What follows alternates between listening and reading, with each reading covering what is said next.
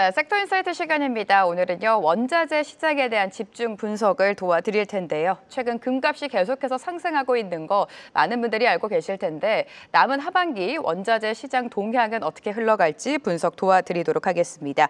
홍성기 LS증권 수석연구원 모셨습니다. 어서 오세요. 반갑습니다. 안녕하세요. 네, 원자재 하면은 금값의 상승이 굉장히 의미가 있는 상황이고요. 리튬 가격 역시 반등세를 보여줬습니다. 하나씩 좀 짚어주실까요? 지금 현재 매크로 상황에 대해서 먼저 말씀을 드리겠습니다. 네. 당초에 시장이 올해 가장 매크로 측면에서 강하게 예상을 했던 거는 관세로 인한 경기 둔화 그리고 인플레 우려였습니다.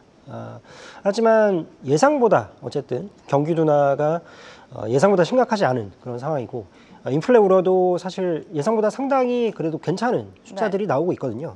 반면에 유동성 같은 경우에는 연초 이후로 계속해서 유동성 지표가 좀 증가하는 그런 흐름들이 나타나고 있습니다. 지난 한 2, 3년 동안 유동성이 굉장히 좀 답답하게 이렇게 횡보하는 움직임을 나타냈다면 최근 같은 경우에는 유동성이 지난 한 6개월에서 한 9개월 사이 상당히 우상향하는 그런 흐름이 나타나고 있고요.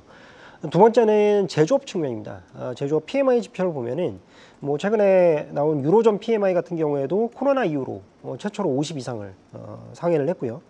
그리고 CT 서프라이즈 지수 같은 경우에도 연초 이후로 계속해서 상승세를 나타내고 있습니다. 그래서 시장 당초에 예상했던 시장의 우려보다 상당히 제조업도 나쁘지 않다. 그러면서 원자재 시장에서는 조금 이제 훈풍이 불고 있는 거 아니냐라는 시각이 나타나고 있습니다. 다만 이런 예상했던 경기 둔화가 지연된 것인지 아니면은 투자 유동성 증가로 인해서 이게 AI 투자나 그리고 지금 말씀드린 유동성 증가로 인해서 이게 극복된 것인지에 대해서 아직까지는 좀 판단하기 이르다. 그래서 지금 유동성이 증가하고 있고 제조업 경기가 조금 다소 그래도 호조세를 보이고 있는 게 사실이지만 이게 지속될 수 있을지 이 여부가 사실 올해 향후 남은 기간 동안 원자재 시장의 중요한 포인트다라고 보고 있습니다. 네, 향후 상승세를 지속할 수 있을지 상승의 연속성이 중요하다라고 말씀을 해주셨습니다. 원자재는 환율과도 아무래도 연관성이 깊지 않습니까? 최근 달러와 약세 그리고 위안화 강세가 나타나고 있는데 이러한 부분이 원자재 시장에는 어떤 영향을 주고 있습니까? 네, 최근에 달러 약세가 나타나는 이유 같은 경우에는 아시다시피 미국의 금리 인하 전망이 강화가 되면서 그렇고요. 또 한 가지 이로 인해서 실제로 미중 금리 차가 축소가 되고 있습니다. 실제로 미중 금리 차에 따라서 이 위안화 강세가 나타나고 있고 실제 달러 인덱스의 하락폭보다 위안화 강세폭이 더 크게 나타나고 있습니다. 그 이유는 이제 아시다시피 물론 이제 미국의 금리 인하가 있지만 거기다가 미중 무역 분쟁 같은 경우에도 예상보다 좀 완화된 그런 스탠스를 보이고 있기 때문에 위안화가 상대적으로 굉장히 강세를 나타내고 있습니다. 실제로 원자재 시장에서는 중국의 수요가 가장 중요한 분야가 바로 산업금속입니다. 그래서 이 산업금속들의 올해 상승률이 상당히 괜찮다. 그 이유가 결국 위안화 강세로 인한 환율 부분이 굉장히 크게 역할을 하고 있다라고 볼 수 있습니다. 네, 환율 이야기도 해주셨고 하나씩 조금 더 면밀한 분석을 해보도록 하겠습니다. 가장 관심이 높은 건 아무래도 금이 되겠죠. 금 가격 같은 경우에는 계속해서 상승세를 보이다가 5월에서 8월 또 박스권에 갇혀서 좀 등락을 보였습니다. 다시 한번 지금 시세를 내주고 있는데 금값 상승의 배경은 어디에 있습니까? 네, 먼저 이제 올해 크게 세 단계로 금을 이제 보실 필요가 있습니다. 하나는 5월까지의 상승세 그리고 그 이후에 박스권 등락. 최근 8월 하순 이후로 다시 이제 급등세 나타냈는데 5월까지의 상승세를 보면은 이게 저는 민간의 탈달러화 수요로 인해서 올해 상반기에 금이 급등을 했다, 가격이 급등을 했다 이렇게 표현을 하고 있습니다. 그렇게 좀 더 이제 다시 말씀드리면 지난 한 3년 동안 금 가격이 급등세를 나타냈습니다. 연간 20% 이상씩 계속해서 상승을 해왔는데 가장 중요한 이유는 중앙은행의 매입이었습니다. 이 중앙은행의 매입 같은 경우에는 결국 공적인 탈달러화에 의한 금 수요 이렇게 말씀을 드리고 있습니다. 근데 올해는 거기다가 더해서 민간의 탈달러화에 의한 금 수요가 본격적으로 나타났다라고 얘기를 하고 있고요. 그 구체적인 원인을 보면은 결국 이제 트럼프 행정부에서 나온 법안인데 이게 이제 OBBA 법안이 6월 말에 통과가 됐죠. 근데 이 법안에 실제로 포함되어 있던 조항 중에 섹션 899라는 조항이 있습니다. 이 조항이 미국 자산 투자에 대해서 관세, 보복 관세를 부과할 수 있다라는 조항을 담고 있었어요. 그래서 실제로 민간에서는 네. 미국 자산에 투자해서 이제 금 투자로, 그러니까 탈 달러화에 의한 민간의 금 수요가 급격하게 늘어나면서 상반기에 가격이 급등을 했다. 이렇게 말씀드릴 수 있습니다. 근데 그 이후에 이제 6월 하순에 무슨 일이 일어났냐? 네. 이 OBBA 법안이 통과되기 바로 직전에 미국 재무부 장관, 베센트 재무부 장관이 이 섹션 899를 철회를 하게 됩니다. 결국은 이게 상당히 이제 미국 자산에 있어서 독소 조항이 될 거라는 거를 이제 간파를 했던 거죠. 네. 그래서 철회를 하면서 실제로 민간의 탈달러화 수요가 다소 이제 약해지는 그런 국면에 접어들게 됩니다. 그게 지난 한 6월부터 8월까지 금 가격이 상당히 이제 박스권에 갇힌 이유가 됐던 그런 부분이고요.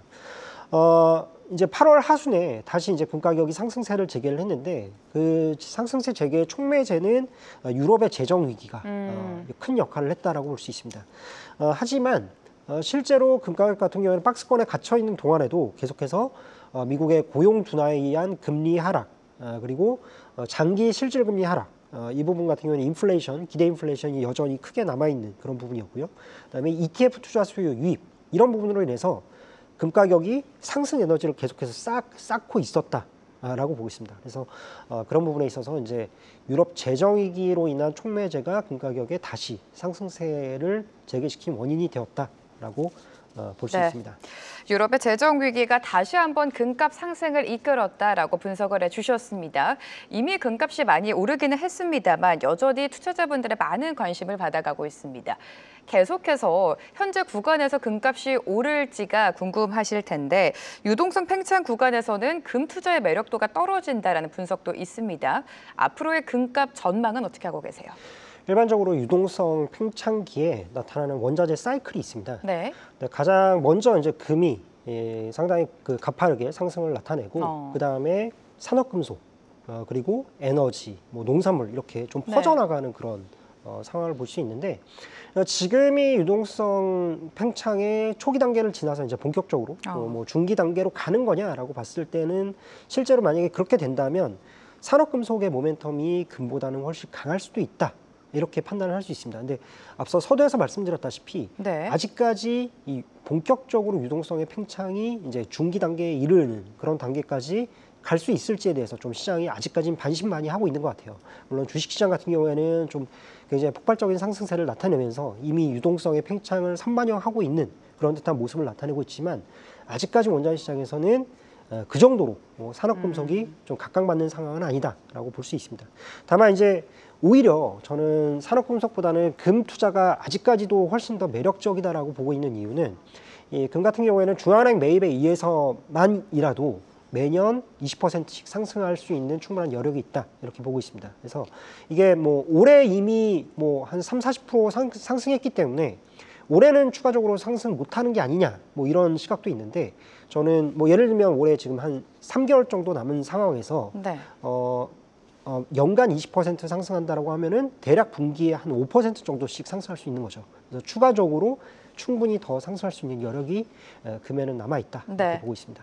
금값은 계속해서 추가 상승 여력이 남아있다라고 말씀해 주셨는데 그렇다면 금에 관심을 가지고 있는 개인 투자자분들은 어떻게 접근을 하는 게 가장 좋을까요? 저는 이제 가장 먼저 드리고 싶은 말씀은 팔지 말라. 팔지 말라. 이미 보유하고 계신 분들은. 가격이 많이 올랐기 때문에 많은 분들이 금을 팔고 싶어하는 그런 심리가 심리가 있죠. 그런데 저도 사실 실패를 했습니다. 그러니까 과거 이제 온스당 2,000불 정도가 과거에 이제 신고점 수준이었는데 그때 저도 사실 금을 보유하고 있다가 가파르게 금 가격이 오르면서 실제로 금을 매도를 했었거든요. 근데 살만한 기회를 주질 않아요.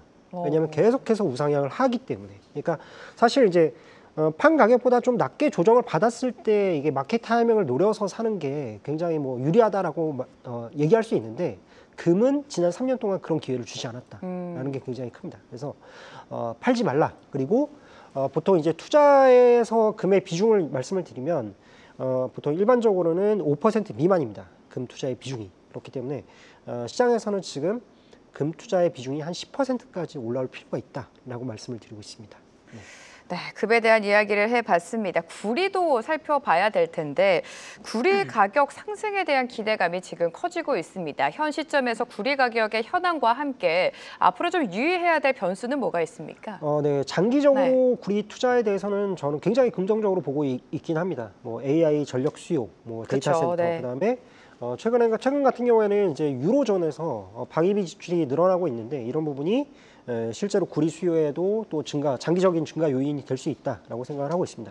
다만 상반기에도 구리 가격이 이제 급등을 했는데 그 이유를 보면 미국의 관세가 부과되기 이전에 이 선제적인 수요로 인해서 구리 가격이 급등을 했다 이렇게 평가를 하고 있습니다. 그렇기 때문에 지금 관세가 확정된 시점에서는 일시적으로 수요의 급감, 그러니까 수요의 공백이 나타날 수 있다. 그렇기 때문에 지금 정도 같은 경우에는 이제 구리 투자를 시작하는 입장이라고 한다면 살짝 발을 담그되 구리 가격의 조정을 노려서 조정 시 저가 매수의 전략을 활용하는 게 좋지 않을까라고 생각하고 있습니다.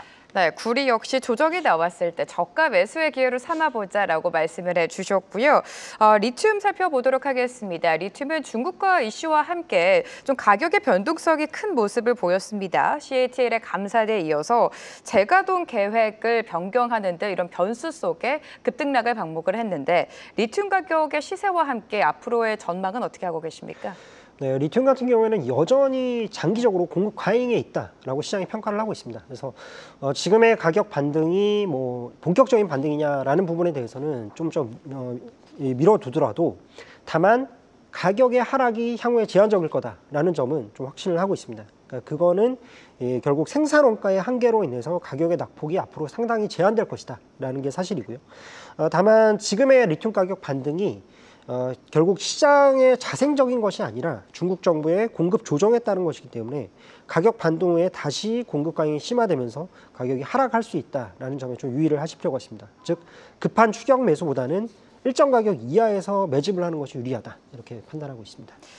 네, 빠르게 또 유가 시장까지 체크를 해보도록 하겠습니다. 최근 유가 역시 여러 가지 이슈가 있었는데 지난 8월 유가가 40달러대까지 떨어질 수 있다라는 전망도 나왔습니다. 이러한 전망이 나오는 이유는 무엇입니까? 올해 들어서 이제 공급 과잉이 굉장히 심각한 상황입니다. 그렇죠, 네. 오펙 플러스가 계속해서 가속 증산을 하고 있고요.